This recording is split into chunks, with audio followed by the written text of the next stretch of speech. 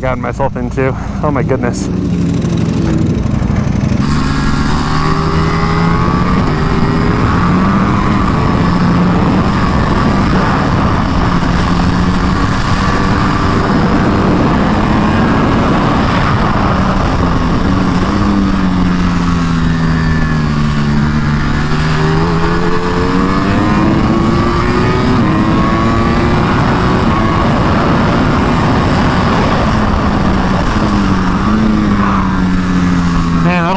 Your guts.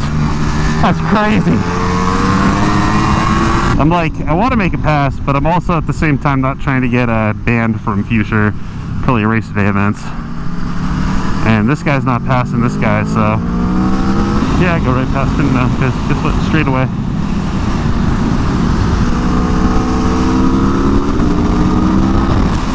I did a wheelie on a demo bike. Time to hop on the old R1 here. Man, I'm riding a lot of bikes today. So just be cognizant of the rear tire, you know? Yeah. It's not going to like sneak up on you and surprise you, but it's sliding everywhere, so. Okay. Thank you.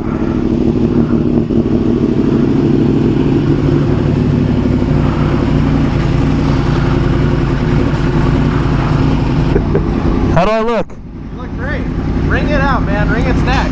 All right. Getting rid of it, so.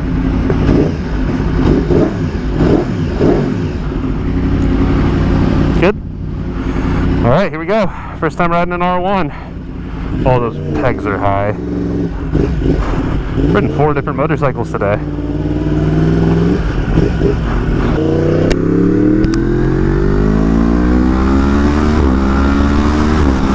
Oh, that quick shifter is good. Got a blipper. That's sound though.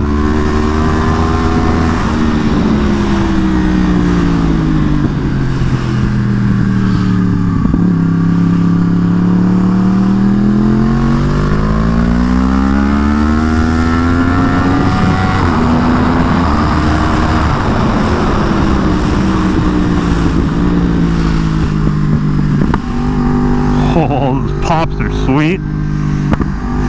Whoa, that's crazy.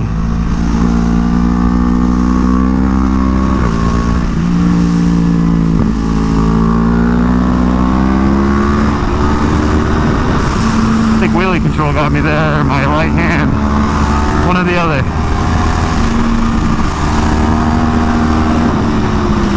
Man, you really got to pull that brake lever. Panigale was very easy in comparison. But it was a 17 RC instead of a 19. So, requires a little bit more effort. Gotta get used to that. That shifter is not in a good spot for me.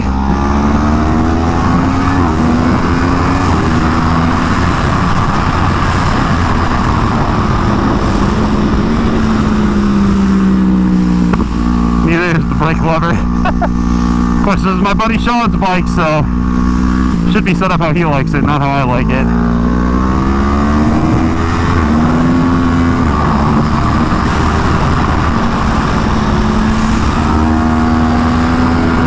Oh, that's some power, all right.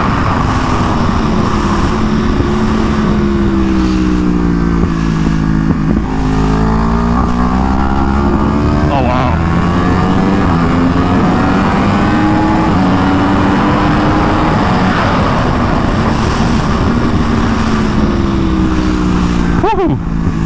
It moves. He's down one tooth in the front, so goes through the gears quick.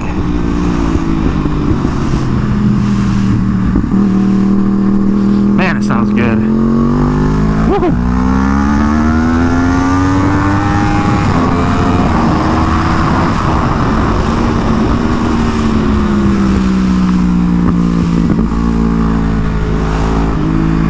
Now, this is a properly set up race bike. I forget what Olin's cartridges are in the forks, but they're there.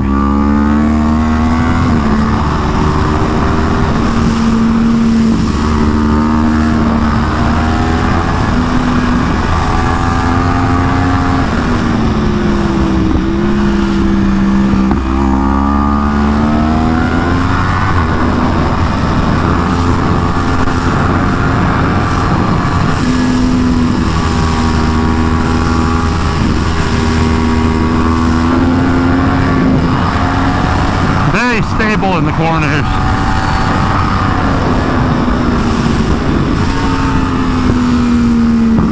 Thing feels rock solid.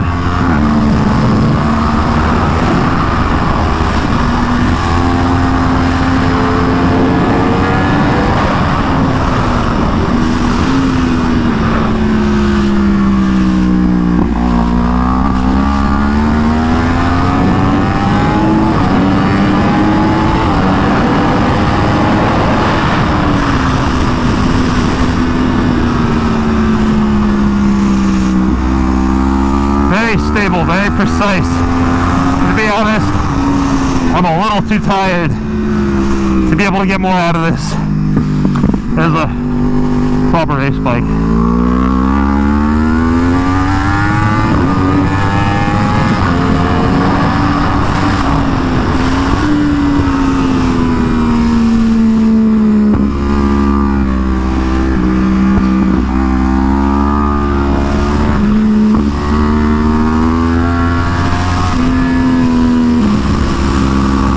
Something else, that's for sure.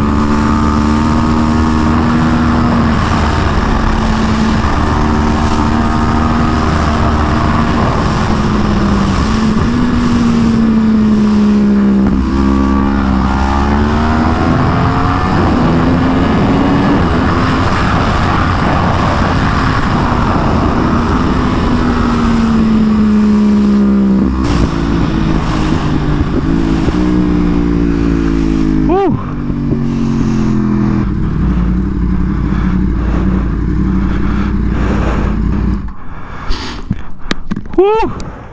Dude, this bike is like, that's hard to ride. A lot of work, yeah. There's a lot of work, and the biggest thing though, your ergos are so set up for you.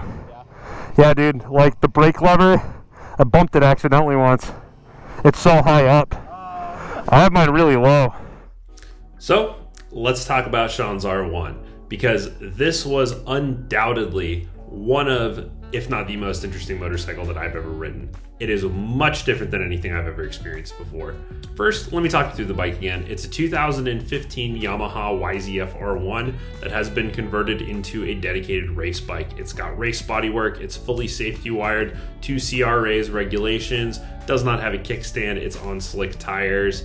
It is ready to race. Now this bike has been modified beyond just the race bodywork and the kickstand delete. It does have Öhlins fork cartridges in the front and an Öhlins TTX rear shock. It has an Akrapovic exhaust system as well as an ECU flash. It's down one tooth in the front, again on slick tires, racing brake pads, aftermarket lines, the Brembo 19 RCS master cylinder. It's set up to race. This bike is set up specifically for Sean on Buttonwillow's configuration 26 counterclockwise that we raced back in August at the last CRA round. So he had been working with JJ at Suspension Matters throughout the weekend to get the bike to be a bit more stable. It is a very high speed layout of the track. Sean was hitting over 170 miles per hour on the drag strip back straight, and that leads right into the fastest corner on the track, Riverside, that you enter in that configuration well over 100 miles per hour. So the bike was really set up to be much more stable in the corners and to have a lot of grip on corner exit. And it was really clear when I was riding it that that was the way that it was. This bike took a lot of effort to steer, much more than any motorcycle I've ever ridden before. And part of this is because I am used to very agile bikes. My Triumph Daytona 675R, incredible front end, super nimble and light, very easy to steer into a corner. My Tuono V4 Factory has a lot of those same attributes. And then this Panigale V4R that I rode earlier in the day felt a lot like both of those bikes. Very quick to steer, great feel through the front end. The brakes also were a lot easier because that bike had a 17 RCS master cylinder. I was used to the Panigale V4R's master cylinder, and then I went and hopped on Sean's R1, which 19 RCS, that was also set to the 20 millimeter ratio click rather than the 18 millimeter that I have my Daytona 675R on. So couple that with the fact that I'm stopping from much higher speeds on a heavier motorcycle, and naturally the brakes required a lot more effort as well. So slowing down, getting to the corner took a lot more strength and was much more physical than any other motorcycle that I've ridden before. But That's not the R1's strength. The magic with the R1 happens once you're on the side of the tire and getting on the gas back out of the corner. Once I was able to get the bike steered in and hit my apex, get to the lean angle that I wanted to achieve, that bike was so stable, unlike anything I've ever felt before. More stable than the Panigale, my Tuono, Daytona, literally any other motorcycle that I've ridden. It feels like you are just locked in place on the side of the tire, and you couldn't do anything to disrupt that bike's balance if you wanted to. Now this just gives you even more confidence to whack the gas when you're finally lined up and see exactly where you want to go. And when you do, you can be really aggressive with the throttle. That traction control system and the slide control system are unlike anything I've ever experienced. Once you have line of sight on where you want to go, you basically just open the gas and the bike takes care of the rest. It's really incredible. So to put this in perspective, let me tell you a little bit about my Tuono V4's traction control system and the Panigale V4s in comparison. Those are really the only other traction control systems that I'm familiar with. So my Tuono V4s, it's there, I think, is more of a safety net. When you get it down on a very low setting and you have some properly sticky tires like the Pirelli Supercorsa TDs that I run on that, or if you put slicks on it, I'd imagine you'd have a similar outcome. But the traction control doesn't really help you out that much. It definitely doesn't fix lines for you. It doesn't help you get more drive out of a corner. It kind of just keeps you from crashing. And sometimes it can intervene so abruptly that it unsettles the bike a bit. Now the Panigale V4R's traction control system was much less invasive than the Tuono's. That said, you could still feel that it was slowing you down a little bit in some situations, like when I was coming out of club corner on the gas on the left side of the tire. I love sliding my Daytona through there and being really greedy with the gas. And the Panigale, it was starting to go a little bit, but then I could hear the throttle bodies close ever so slightly and very smoothly. And I would just start to feel like I wasn't accelerating at quite the same rate that I was a fraction of a second before the system intervened. Now that said, chassis was never unsettled or unstable, always felt great and like I had grip and confident. But the R1, that you couldn't even feel it. It was incredible. The only thing that you could feel was just the bike winding up to slingshot out of the corner. It was truly incredible. And it would kind of square you up a little bit too. When you get on the gas, the bike would almost like throttle oversteer you a little bit sometimes if you were hard enough on the gas, and just kind of straighten you up, but also tighten your lines so that you were right in a straight shot down the straightaway or wherever you were trying to get to. And I have a hard time wrapping my head around how a motorcycle that's 7 years old is still that good. It's truly incredible. And now this isn't to mention the fact that the bike sounds amazing. It sounds like a YZF-R1, like you're riding a MotoGP bike. It revs super high too, not quite as high as the Panigale V4R. We got 14,000 RPM on the R1, but it still sounds fantastic. And it just runs through the gears. The quick shifter is super smooth. Any other electronic systems that I wasn't really aware of that might have been working there, couldn't notice them. The auto blipper, even though it was aftermarket, was still pretty good too. On the whole, incredible machine. It's definitely been high on my list as a potential race bike for the future, and now I finally got to see that that's for good reason.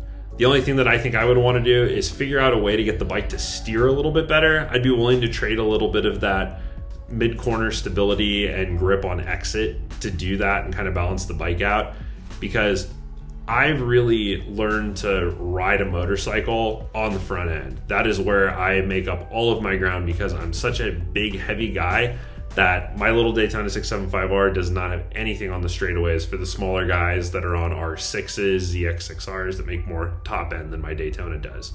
So that's my strength, but at the same time, I could see the R1 set up like that being an opportunity for me to improve in corner exit, which is the area that I'm weak. And man, is that a bike to do it on, because I don't even really think I would need to do that much. I think I just need to lean on the electronics and learn to trust them.